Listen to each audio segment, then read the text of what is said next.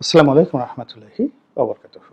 সম্মানিত দর্শক, সেনাবাহিনীর প্রধান জেনারেল ওয়াকারুজ্জামান এই মুহূর্তে রাশিয়া সফরে আছে যখন আজকে আমি এই ভিডিওটি করছি। সেনাবাহিনীর পক্ষ থেকে যে জিনিসটি বলা হচ্ছে যে এটি একটি দ্বিপাক্ষিক সামরিক ভিজিট। রাশিয়ার সঙ্গে আমাদের যে দ্বিপাক্ষিক সামরিক সম্পর্ক রয়েছে সেখানে এই সম্পর্ককে আরও গতিশীল করার জন্য এই ভিজিটের আয়োজন করা হয়েছে।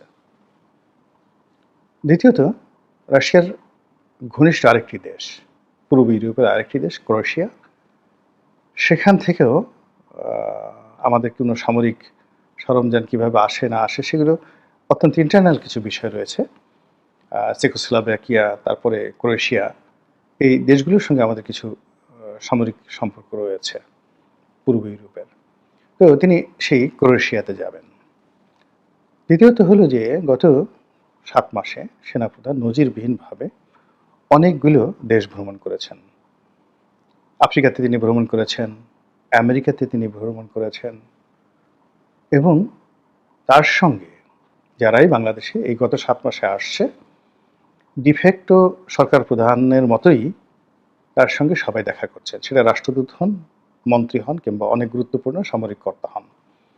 আবার এমনও হয় যে বিদেশ থেকে অনেক কর্মকর্তা যারা সরকারের কোনো সচিবের সঙ্গে আলোচনা করেন না, ডক্টর মোহাম্মদ ইউনূসের সঙ্গে আলোচনা করেন না, সরাসরি এসে সেনাপ্রধানের সঙ্গে আলোচনা করে বৈঠক করে তারা আবার চলে যান। আবার বিশ্বের পরাক্রমশালী অনেক দেশের সেনাপ্রধান থেকে শুরু করে অনেক গুরুত্বপূর্ণ ব্যক্তি টেলিফোনে জেনারেল ওয়াকারুজ্জামানের সঙ্গে কথাবার্তা বলেন। তো এগুলো নিয়ে কানা ঘুষা হয়, এগুলো নিয়ে বিভিন্ন রকম সন্দেহ তৈরি হয় এবং এগুলো নিয়ে নানা রকম আলোচনা সমালোচনা তৈরি হয়। দ্বিতীয়ত, আমরা জানি যে এই মুহূর্তে বাংলাদেশে দুটো বলয় কাজ করছে, সেনাপ্রধান এবং বঙ্গভবন। এটি একটি বলয় যা কিনা ডক্টর মোহাম্মদ ইউনূসের যারা পক্ষর লোক তাদের বক্তব্য যে এখানে ভারতের একটা প্রভাব আছে, শেখ হাসিনার একটা চক্রান্ত আছে, আওয়ামী লীগের একটা সংযোগ আছে, নানা রকম কথাবার্তা। আর যারা জেনারেল ওয়াকার সম্পর্কে জানেন তাদের বক্তব্য হলো যে না, তিনি নিপাট একজন ভদ্রলোক, নির্লোভ একজন ভদ্রলোক, তার টাকা পয়সার প্রতি লোভ লালসা কামনা বাসনা কখনোই ছিল না, একেবারেই একজন জেন্টলম্যান, ভদ্রলোক মানুষ। তার যদি লোভ থাকতো তাহলে ডক্টর ইউনূসকে তার ক্ষমতায় বসানোর দরকার ছিল না। তিনি সামরিক শাসন জারি করতে পারতেন, নিজেই ক্ষমতা দখল করতে পারতেন কিংবা তার পছন্দের মানুষকে তিনি প্রধান উপদেষ্টা বানাতে পারতেন।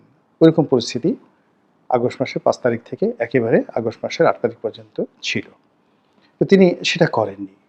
আবার এই গত কয়েক মাসে তার ক্ষমতা গ্রহণ করার, ক্ষমতা লাভ করার এরকম কোনো নমুনা আমরা দেখিনি।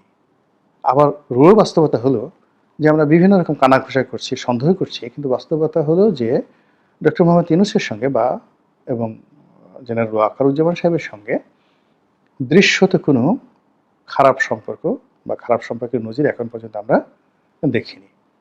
দুজনের মধ্যে যেটা ফর্মাল রিলেশন সেটা রয়েছে, যেটি ক্যান্টনমেন্টে যে বার্ষিক অনুষ্ঠান হয় সেনা দিবস, সেখানে সবাই গেছেন, বেগম খালেদা জিয়া গেছেন, ডক্টর মোহাম্মদ ইউনূস গেছেন, পর্যাপ্ত সম্মান তাদেরকে দেখানো হয়েছে। আবার তিনি যমুনাতে এসে নিয়মিত ডক্টর মোহাম্মদ ইউনূসের সঙ্গে দেখা সাক্ষাৎ করেছেন।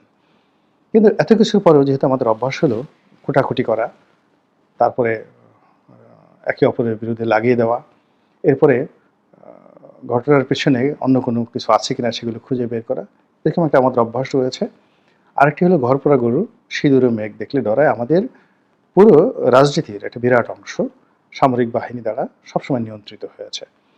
আমাদের দুইজন রাষ্ট্রপতি সামরিক বাহিনীর সদস্যদের দ্বারা নিহত হয়েছেন সামরিক অভ্যুত্থানে। এরপর সামরিক বাহিনী নামে বেনামে আমাদের দেশে দীর্ঘদিন শাসন করেছে।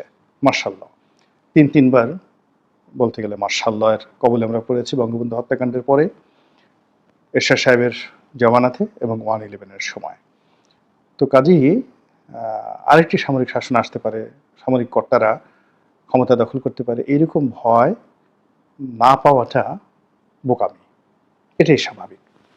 দ্বিতীয়ত, আমরা ডক্টর মোহাম্মদ ইউনূসের সরকারের কাছে যে বিষয়গুলো আশা করেছিলাম, তাদের যে সফলতা কামনা করেছিলাম, আইন শৃঙ্খলা থেকে শুরু করে অন্যান্য যে বিষয়গুলোতে আমরা আশাবাদী হওয়ার চেষ্টা করেছিলাম, সেখানে ক্রমশ হতাশা, নৈরাশ্যবাদিতা ভর করেছে। দ্বিতীয়ত, যে সকল রাজনৈতিক শক্তি সম্পর্কে আমরা ধারণা করেছিলাম যে তারা দীর্ঘদিন মজলুম ছিল, তাদের চরিত্র এখন ভালো হয়েছে এবং যাকে বলা হয় আগামীতে তারা যদি ক্ষমতায় আসে অপকর্ম করবে না।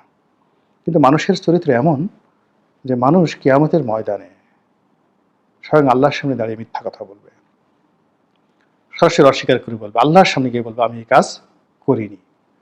তখন আল্লাহ ওই মানুষের হাতের জবান খুলে দেবে, হাত বলবে হ্যাঁ আমি তো এই চুরি করেছি।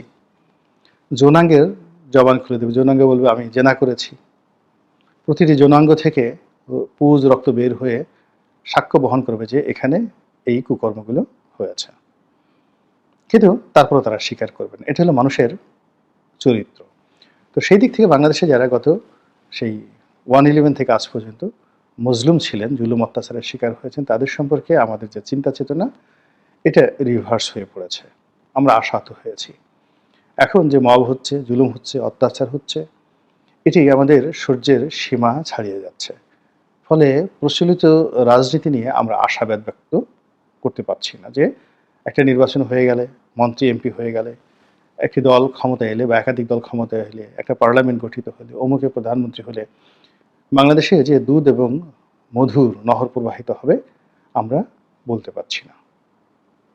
একদিকে ডক্টর মোহাম্মদ ইউনূসের ব্যর্থতা, অন্যদিকে তার যে বিকল্প নির্বাচন, সেখানে আলটিমেটলি যে অশনির সংকট শুরু হয়ে গেছে, সেই অশনির সংকেত দেখে মনে হচ্ছে যে জমানা আগামীতে যদি এইভাবে আসে তাহলে আওয়ামী লীগের জমানার চেয়ে ভীষণ রকম খারাপ হবে। ফলে মানুষ রিলিফ চাচ্ছে, তারা একটা কঠোর শাসন চাচ্ছে।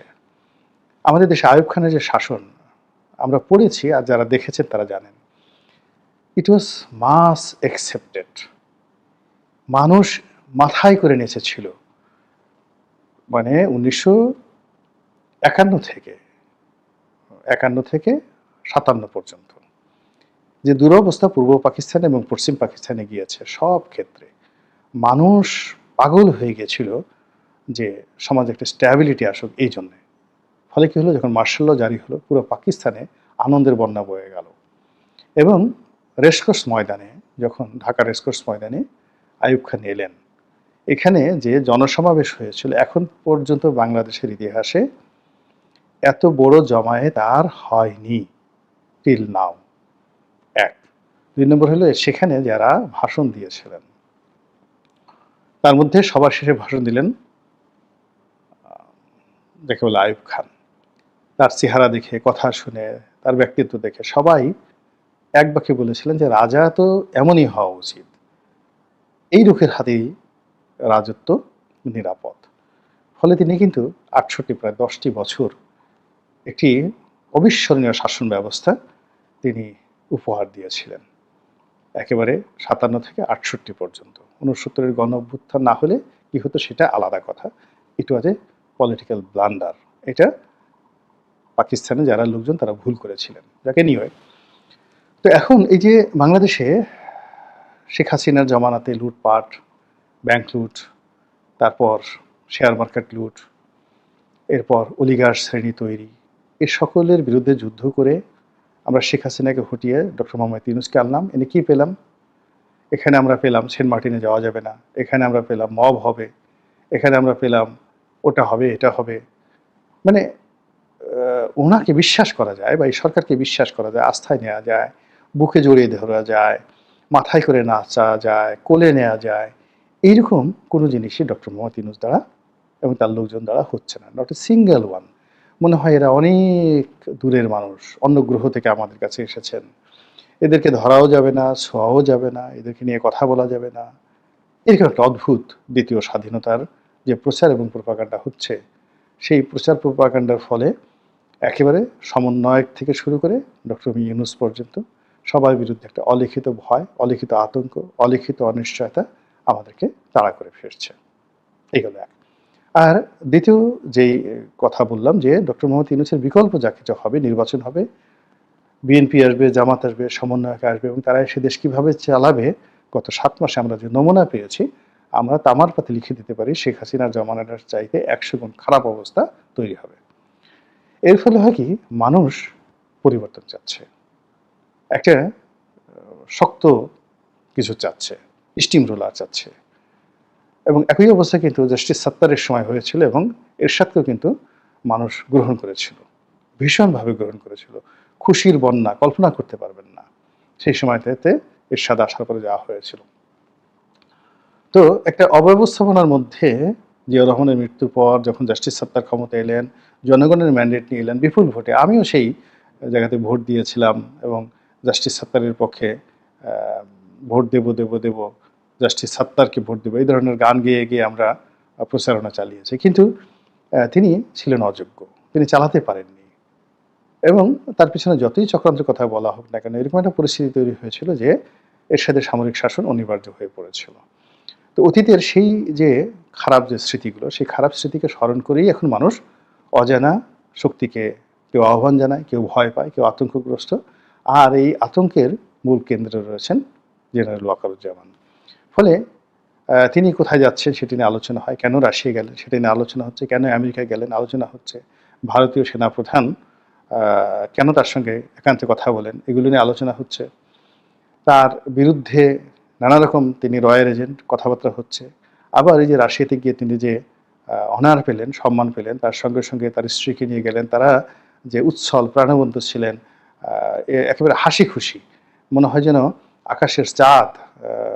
রাশিয়ার মস্কোতে তিনি যখন ছিলেন, মিস্টার পুতিন আকাশের চাঁদ থেকে এক ঝলক জ্যোৎস্না এনে সেই জ্যোৎস্নার সঙ্গে কাজী নজরুল ইসলামের মতো আলতার রং মেখে একটা আভা তৈরি করেছেন। সেই আভাটা জেনারেল ওয়াকারুজ্জামানের মুখে দিয়ে দিয়েছেন। ফলে তাকে যতটা প্রাণোচ্ছল, যতটা হাসি খুশি, যতটা দৃঢ়, যতটা আত্মবিশ্বাসী ছবিতে আমরা যেভাবে দেখেছি, এইরকম দৃশ্য আমরা গত ৭ মাসে তাকে দেখিনি। আর এই কারণেই লোকজনের মনে প্রশ্ন জাগছে যে এত আনন্দ কেন? কেন গেলেন? এই সময় কি দরকার ছিল? তাহলে কি? আর বললাম না। আল্লাহ আমাদের সবাইকে হেদায়েত দান করুন এবং হেফাজত করুন। আসসালামু আলাইকুম ওয়া রাহমাতুল্লাহি ওয়া বারাকাতুহু।